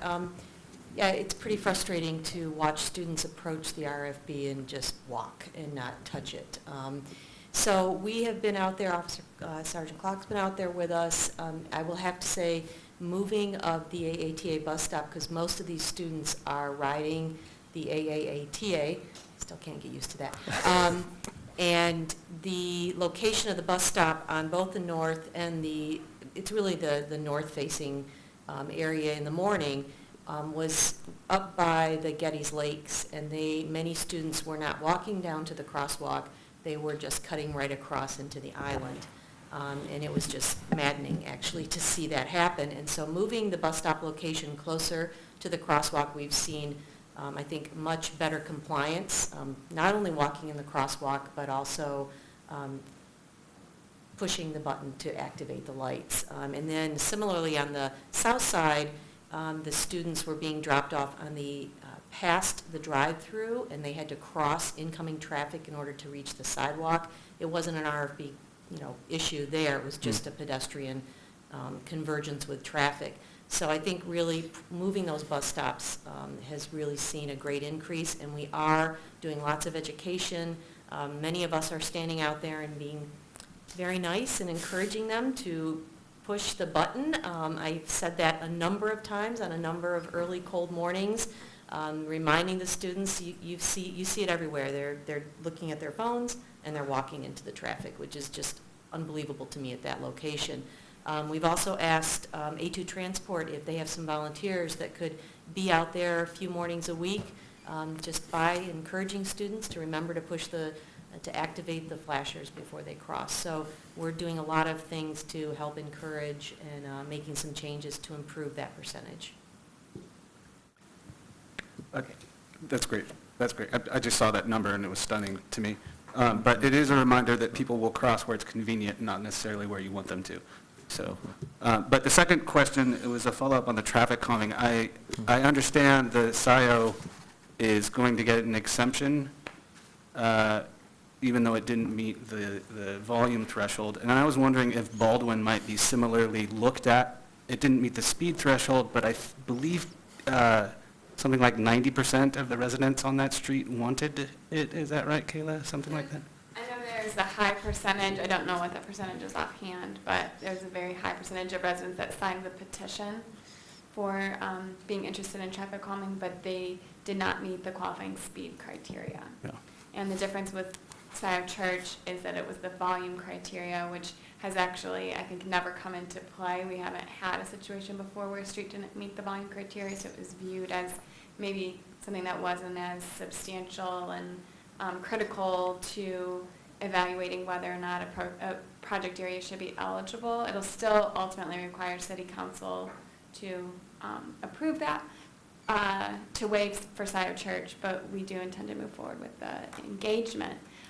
Whether or not, I mean, your suggestion of whether or not Baldwin could, it's a different, staff can, I guess, explore that and maybe follow up with the commission on whether or not that's something that could be looked into, but it's a different situation. It's not that they didn't meet volume, it's that they didn't meet speed. I understand they didn't meet speed, but they have, like, it's their second time, I believe, requesting. It's an obvious cut-through situation. It's a small connector between Stadium and Stadium and Packard. It just seems like one of those, like, these residents really want something done, and this is the second time that the city's essentially saying there's not a problem. I would suggest that this would be a great agenda item, the whole traffic calming criteria and everything else like that, rather than discussing it And that's, right now. because that is when staff is looking at modifications and what can be done. So, yeah, I think that's, do we have that in the work plan already, Kayla? Or We have it noted as a future topic for discussion, not programmed yet onto a specific month, but from staff discussions, we think that April could be, So we can could prepare be for that. ready for discussion then. Yeah, thanks. Okay. Okay. I had a really specific question, and I probably could have looked this up myself, but That's I was reviewing the January memo on lane conversion recommendations, and the first one listed as North Main from Depot to the Huron River. So is that, should that be Huron, the street, or is that actually from Depot north to the 14 connection? Oh, this is the council It's like, updates. yeah, I something did- about non-motorized transportation plan lane conversions and road segments. It's in the January. It's a Vision North Zero Main. memo. The January Vision Zero memo, Okay. I don't have it. Councilmember Cooper, since I don't have it right in front of It me. is Depot north to M14. Okay, so we're not North Main looking at Street. any changes to North Main, north of Huron before Depot? From Huron Street to Depot. Yeah, that's, portions of that are currently 2 lanes, and it starts to widen. Yeah. But the area that was recommended in the non-motorized plan was from Depot north. Okay, I just wanted to make sure I understood what was there. Great, thanks. All right, Okay. yes? Just to the potential conversation around traffic calming, can we expand that not just to be speed reduction or speed reduction techniques, but also possible ways to just eliminate through traffic certain times of the day? Yes? Okay.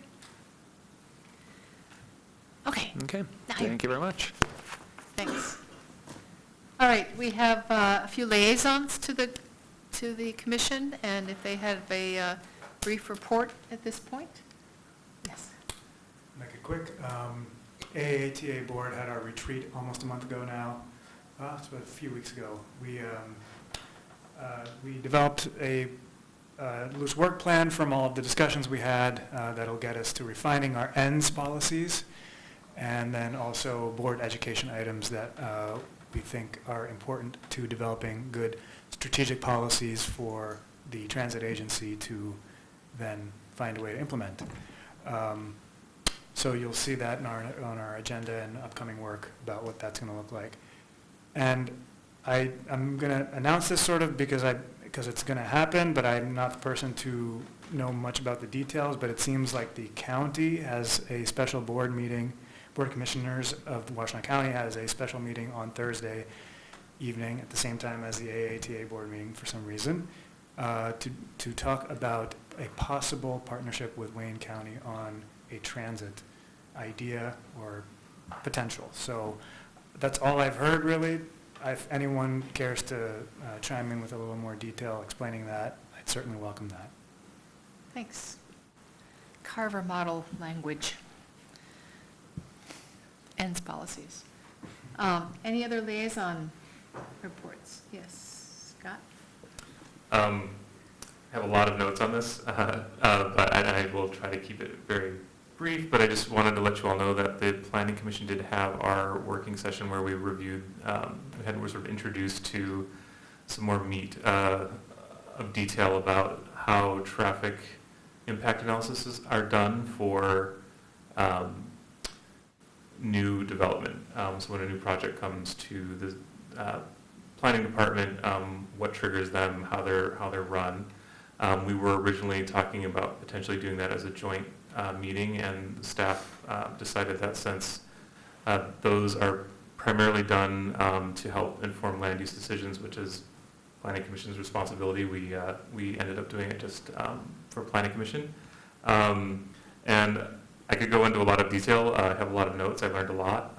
But I'll also just say we sort of left it at, we got to the point where I think we all have a much better understanding for how traffic is measured, how we predict how much traffic will be generated, both not just auto traffic, but multimodal traffic from new development. What we didn't get into is how the Planning Commission can really consider and weigh that information. So we're going to be continuing to have more discussion on that. We didn't talk about how do we think about what the impact on level of services if a new development increases vehicular traffic and that sort of thing. So there's a lot more conversation to be had, but it's one that we're actively pursuing and engaged with. There's a lot of interest, a lot of back and forth with the city traffic engineer.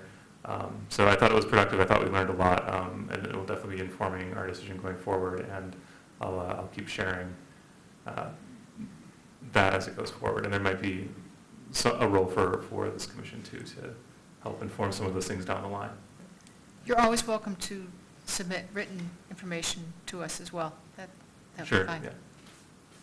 Any other quick liaison reports? Okay, then the communications from the commissioners. I just want to draw attention to the fact that we had to suddenly submit policy recommendations for next year, and I drafted those. And so you have a copy of that, just so it'll be public, as well as, of course, the commission should know what I said. I hope there are no surprises with that. But that's what we had to do. Yeah, I just actually wanted to note that I looked up on the Washtenaw County Board of Commissioners website, and it says, yeah, there is a meeting tomorrow at 6:30 p.m. at the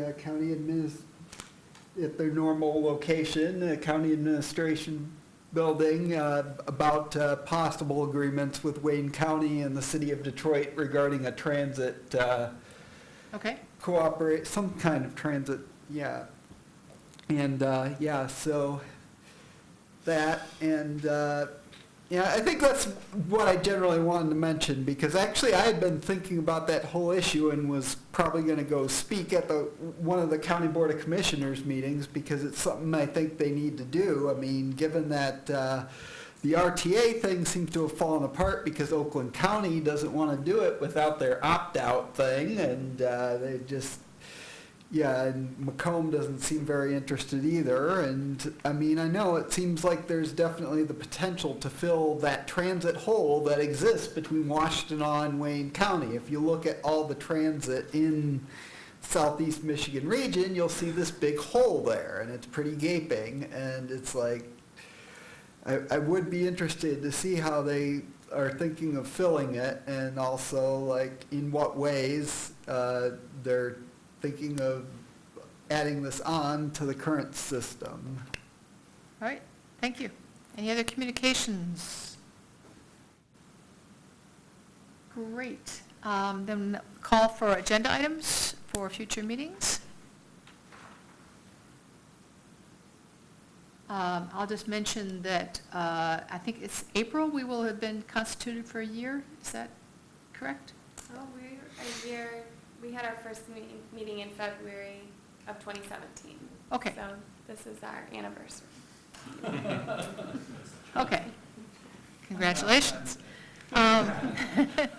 So I don't also remember if we had a term for the chair, but perhaps then at the next meeting, we should discuss whether you want to keep me as partly functioning, but hopefully better and better, or if there's somebody else who would like to, is interested in that role.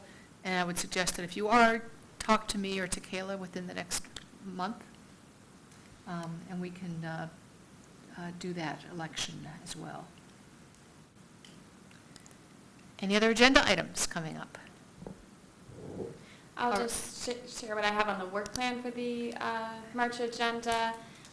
We do have some DDA projects, so I've reached out to them and I'll confirm that they're still on track with the Huron Street Third to Division project to be ready to provide an update to the commission at our March meeting.